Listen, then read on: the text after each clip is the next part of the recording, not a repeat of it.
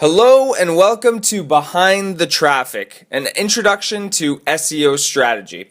My name is Sina, and my goal here today is to show you how the right strategy can help you get more value and make better, smarter, more profitable SEO investments for your business. Now, this is not an instructional presentation on how to do SEO or any technical aspects of SEO, but more about helping you research and understand the purpose behind your SEO campaign and decide whether it's a good or bad investment for your business. So, what does SEO mean? For many businesses, SEO is more traffic to their website. It means by getting on the first page for their product, their service, their company, their town, they get more visibility and in the end, they're increasing sales. For others, it means by ranking on the first page of Google, they're beating their competition. They're doing better than them. It's almost as if it's a popularity contest. And some businesses even see SEO as freedom from other advertising. SEO will replace their paid advertising or replace the need to make sales calls or knock on doors or buy that billboard or pay for that booth at the next trade show. Now, SEO done properly can pay off in tremendous ways through website traffic, increased conversions, increased sales, brand awareness, loyalty, retention, just to name a few perks that come from good SEO. But it's not a silver bullet, and it's not the answer to all of your online marketing problems. SEO is really just one piece of your marketing and sales funnel strategy. And it really needs to be looked at that way for you to get the value out of SEO.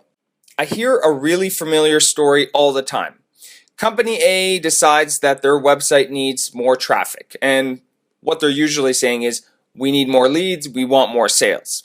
So they hire an SEO company to have them ranked. The SEO company asks them some questions about their business, their goals, and creates a list of keywords that they're going to rank Company A for. Several months go by and Company A starts seeing their website on the first page of Google. And they even start seeing an increase in traffic and a couple of leads roll in.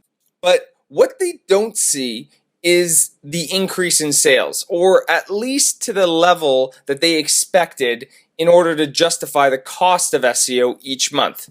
So Company A decides that SEO is probably not right for them. Their company, their industry, their area, whatever the reason is that they make up, they decided to stop. This is a story that happens all the time, and it's not because SEO isn't working, but because most businesses don't understand how to fit SEO within their marketing plan.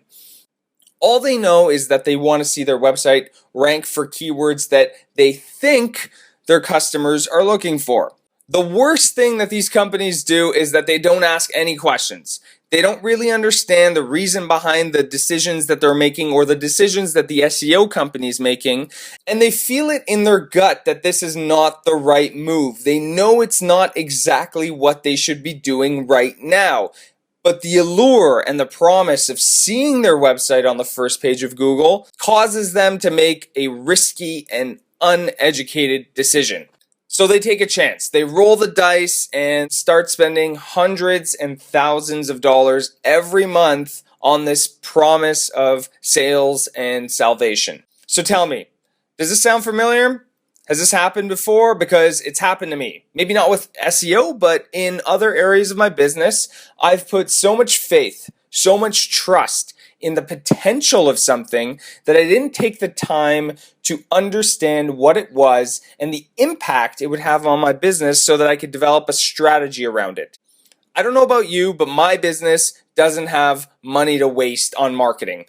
Oftentimes, outsourcing elusive tasks such as SEO, people feel that they can be hands-off and not need to get involved. But this is wrong because nobody knows your business better than you. You need to be involved. It's a sad story that happens really frequently, but it shouldn't happen, and it won't happen with you. So, how do we get the most value out of our SEO investment and avoid making some common critical mistakes? Step 1. understand your audience. Your customers, they are the foundation of everything you do. And that's why gaining a deep understanding of who they are is critical to building not only a successful SEO campaign, but also a successful marketing plan and business. For most businesses, defining their target audience involves determining, their age, their sex, their geographic location, and other basic demographic information. And the buck stops there. But what you need to do is take a step back and take a good look at your audience. They're not all the same. Different segments of your audience have different needs, different interests, and buying requirements. You need to understand the psychology of what your customers are searching online when they write a certain phrase. What does it mean? What are they insinuating? It's not direct. It's not straightforward. You need to decode it. And you also need to look at the websites that are currently ranking on Google and analyze how they are meeting the specific needs of your audience. Why are they there? Because the goal is to be more desirable than all the other options on the first page. And that's the only way you're going to start stealing traffic from your competition.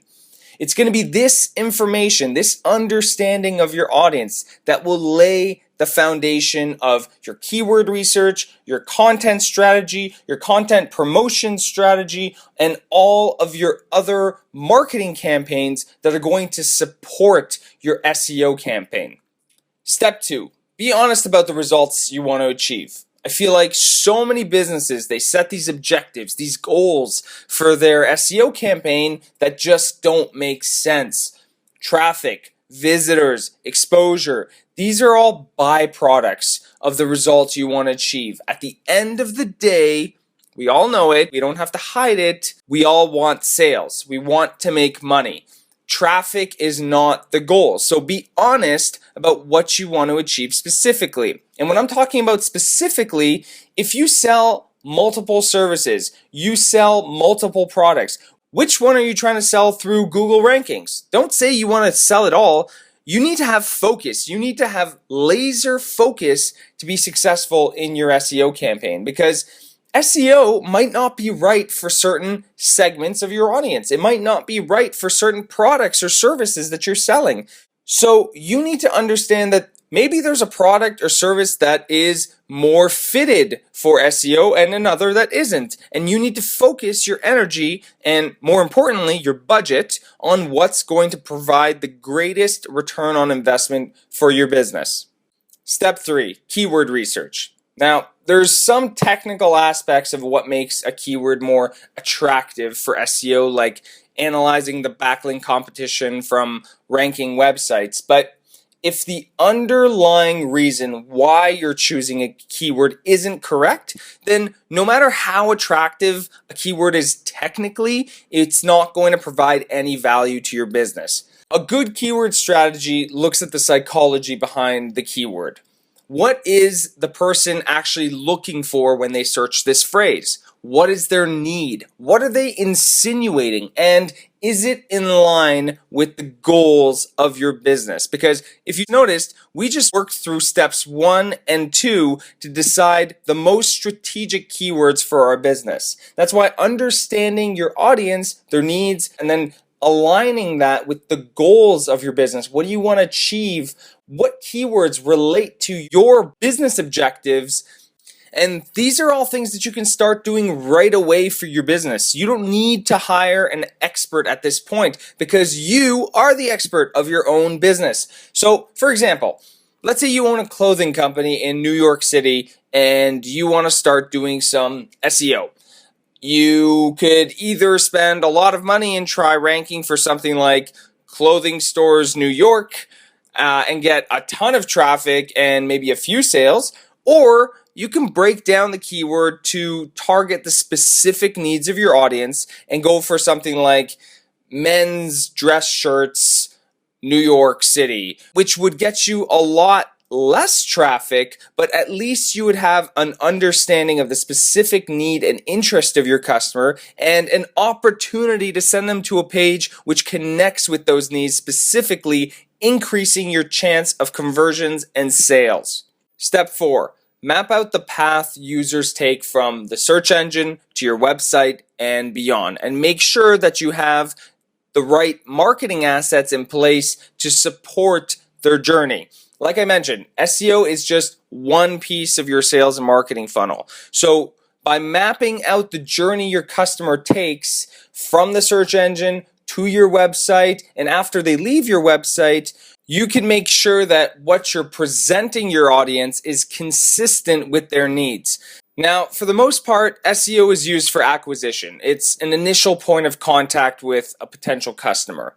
But after they click, if your website doesn't do its job, if it doesn't communicate and connect with the needs of your audience, driving them to take action, then all of the traffic in the world from SEO will not do you any good. And when I say this, it comes from experience, because this is something that we spend a lot of time on when we build discovery reports for our clients to make sure that when we're doing SEO, we understand the path and the mindset of the customer at each stage when they're interacting with the company. Now, step 5, creating content. We hear it all the time. SEO is about creating content, and that's 1,000% true. But it's not about creating content for the sake of creating content. The content that you create needs to be useful and valuable to your audience, and that's where an understanding of your customer once again comes critically into play.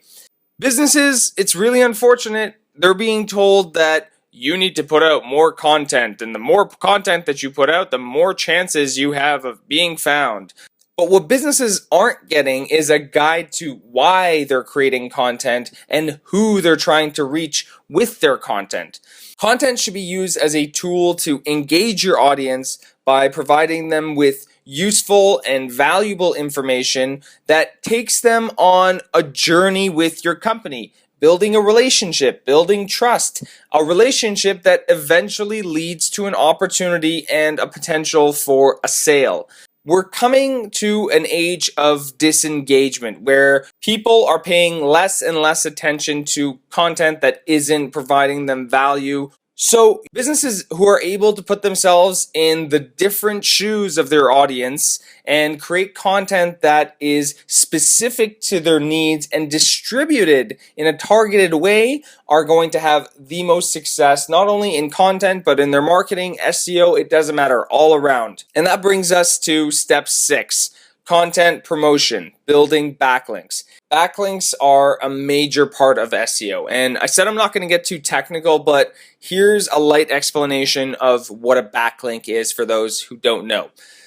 If you've ever been on a blog or a news website and you're reading an article and you see a piece of text that's highlighted in blue and it links to another website, that's a backlink. So the more backlinks you have and the better backlinks you have from more reputable websites, the higher your website and content will rank. But here's a caveat. You can build backlinks to directories, forums, social media websites like Facebook, Twitter, maybe even Wikipedia, and those will help with your SEO at some level. But there's no real value in those links because everybody has them. They're easy to get. First, those won't give you the first page results that you're looking for. Secondly, they're not going to provide any long-term benefits for your business, because the second benefit of doing SEO properly and promoting your content properly is not only ranking on the first page of Google for top keywords, but also getting referral traffic from all of these websites that are linking back to your content. Remember, websites have their own audience, they have their own blogs, and they're talking about your blog and referring you interested and relevant people to your website. So building good content and promoting it properly to targeted websites that have a reach to your audience that maybe you don't have yet is critical to the success of your SEO campaign. Step 7. Analytics. I cannot stress this enough. There's no such thing as a silver bullet. So if you want to think that your campaign is going to be perfect right off the bat, you're setting yourself up for a lot of disappointment. So you need to be prepared. Remember, you need to have contingencies for everything. You need to set yourself up to capture information that is going to help you make better, smarter decisions in the future. Do things properly. Track, test, review, adjust. You need to have the patience and look at SEO as a long-term, ongoing, continuously improved business investment for your company.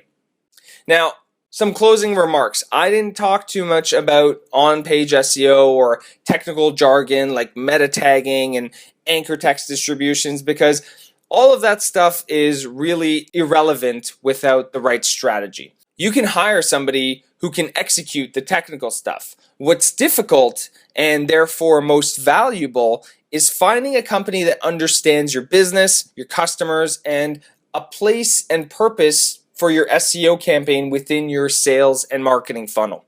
You need to be honest with yourself. You know that there's no one who knows your business better than you.